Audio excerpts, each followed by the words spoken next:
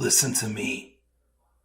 If there was a wise man who would ever think of this, they would say in order to be superior to the man, you've got to be the man.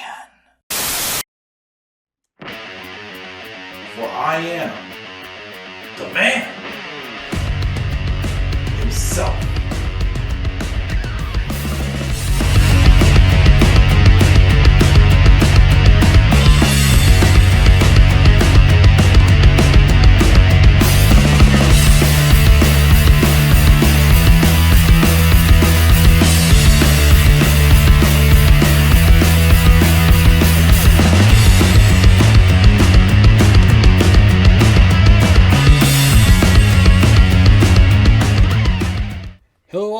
What is going on? How you guys all doing? This is the Club of the Man 1993. Back here for episode number 17 from this WWE 24 review series. As we tune into, personally, another one of my favorites.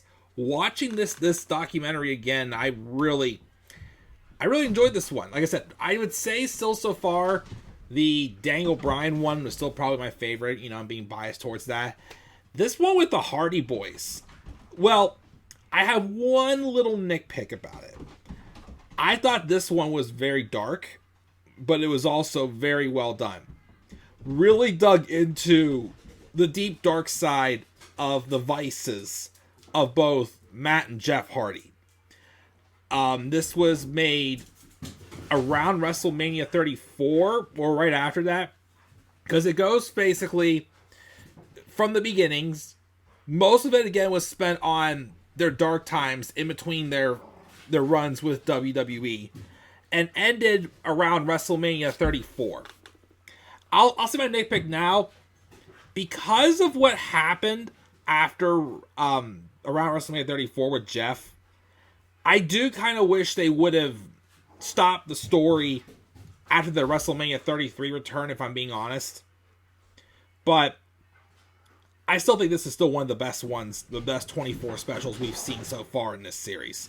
I really liked it, like this one. I really made sure I ironed out all the details on this one. It's been a while since I've watched it, but I've definitely watched this one a few times. And like I said, it's definitely one of my favorites. So we're going to dive into this. I have quite a bit I want to say about this documentary. So we may be here for a bit. But so again, it centers around the stories of Matt and Jeff Hardy and the struggles they've dealt with, for sure, with their addictions, and as they basically emphasize, being Team Extreme led to them having extreme lives. It took a toll on them, performing all the crazy extreme stunts they performed their first run in WWE, which led to burnout, addictions to painkillers and other things.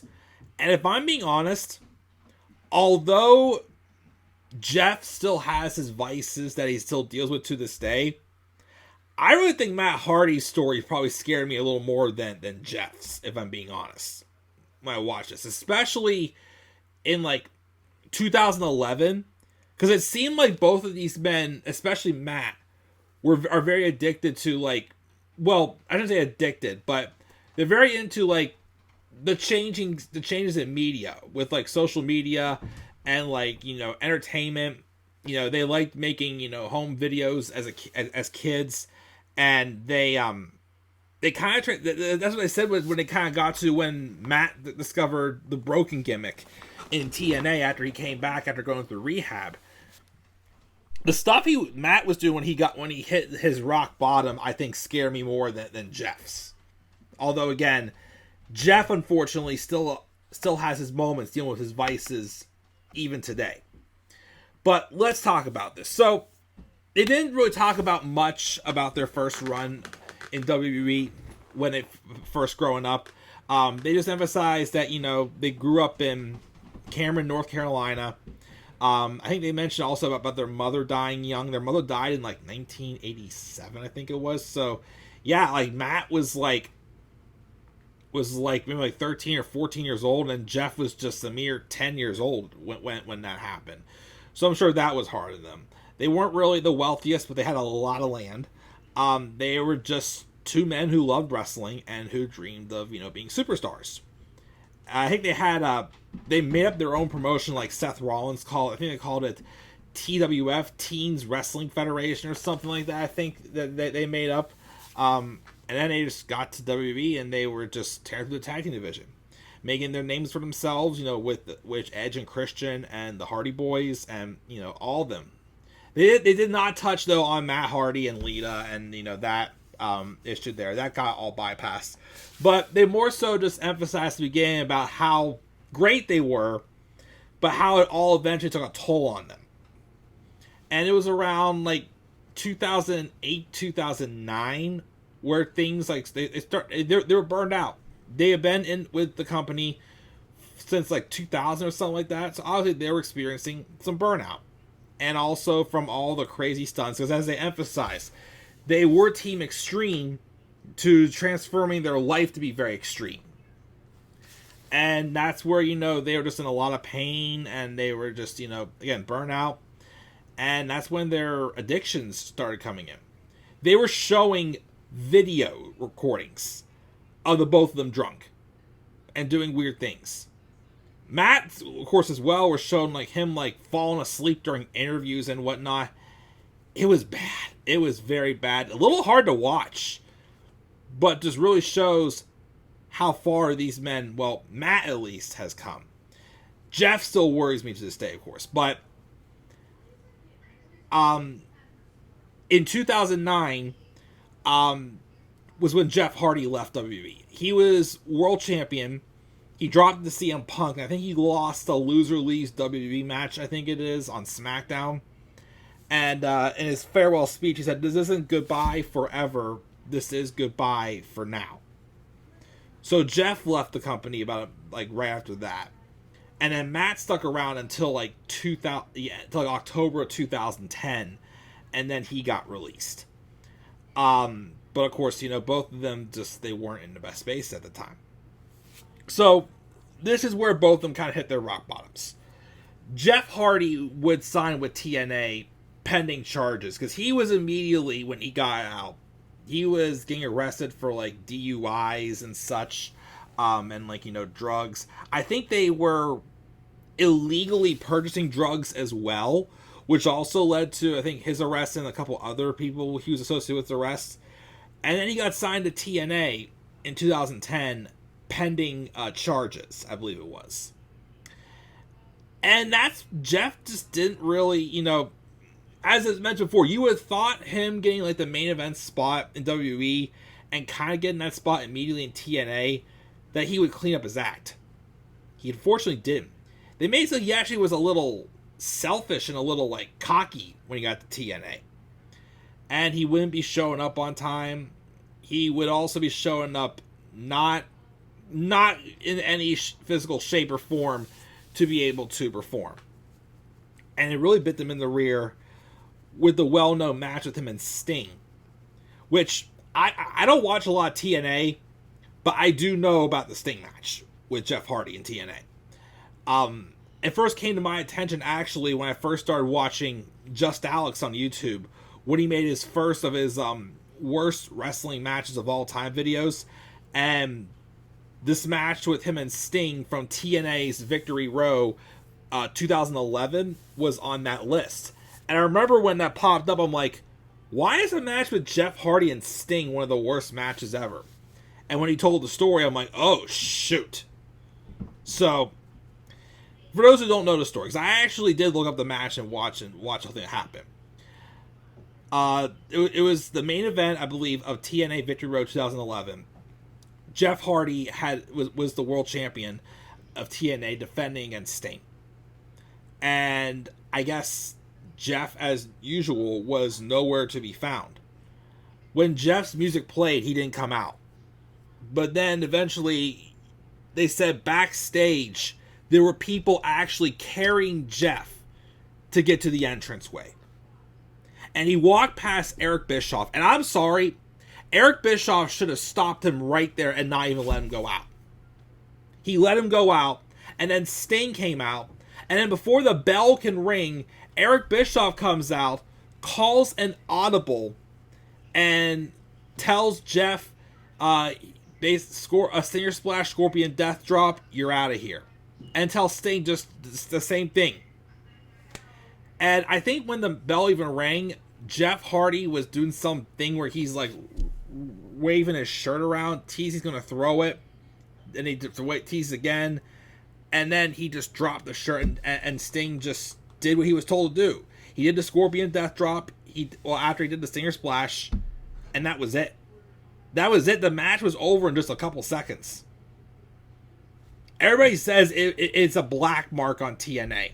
If TNA did not recover, because, when they went at the Impact Wrestling, got rid of Dixie Carter as well, which now they're doing some pretty good things. Aren't the Hardys now back with TNA now? I can't remember if they are or not. But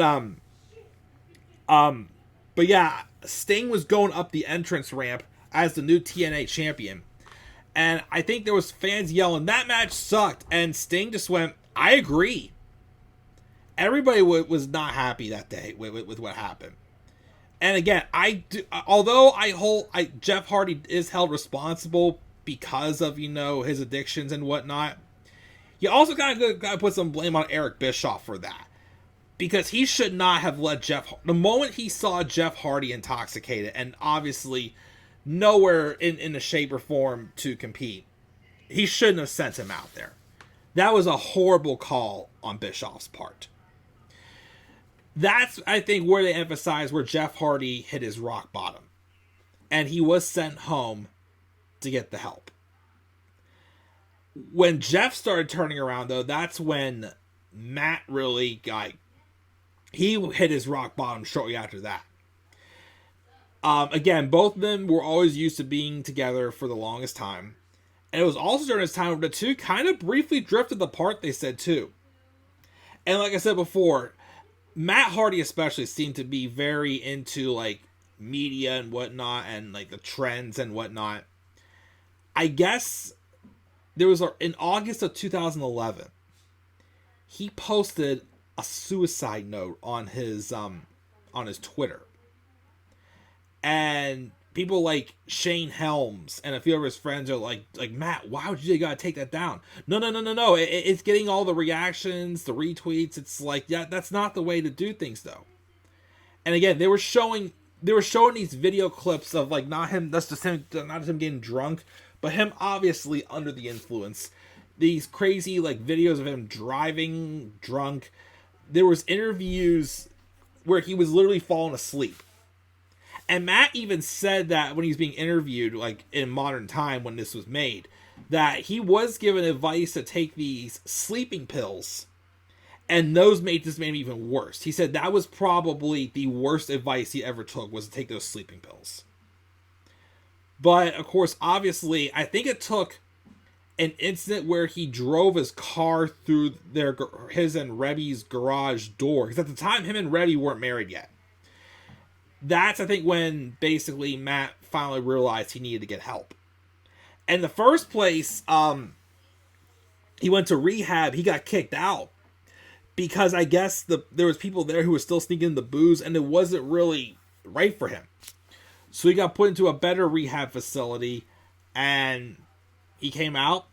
He eventually, because he went to TNA, but then he had his trouble, so he got pulled from TNA.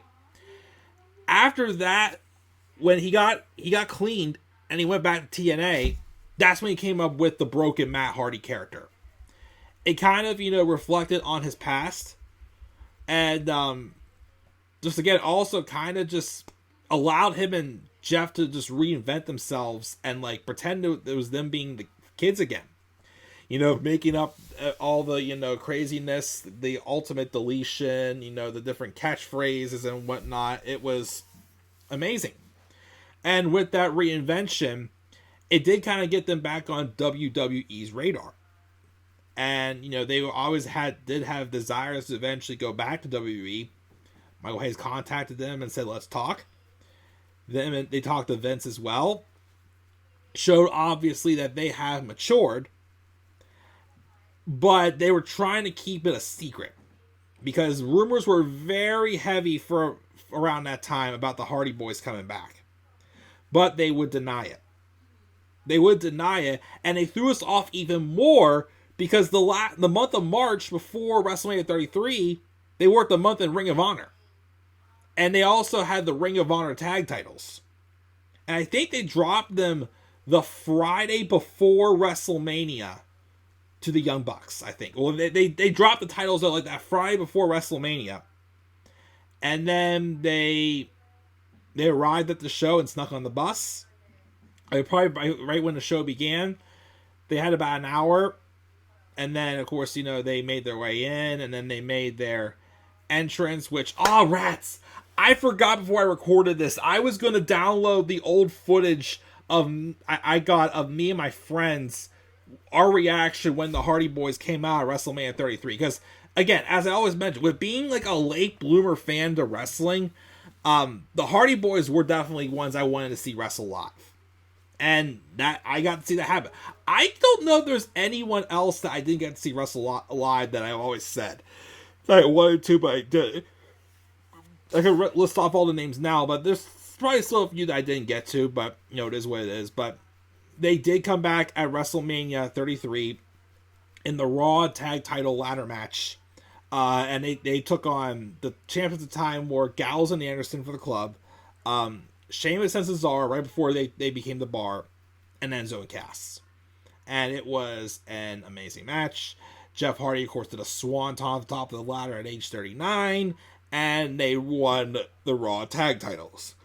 And afterwards, everybody's like celebrating. People who they were good friends like Big Show or AJ Styles and Samoa Joe. They're all just like, "Hey, you didn't tell me you were going to be here. What up?" And they just kept the big secret.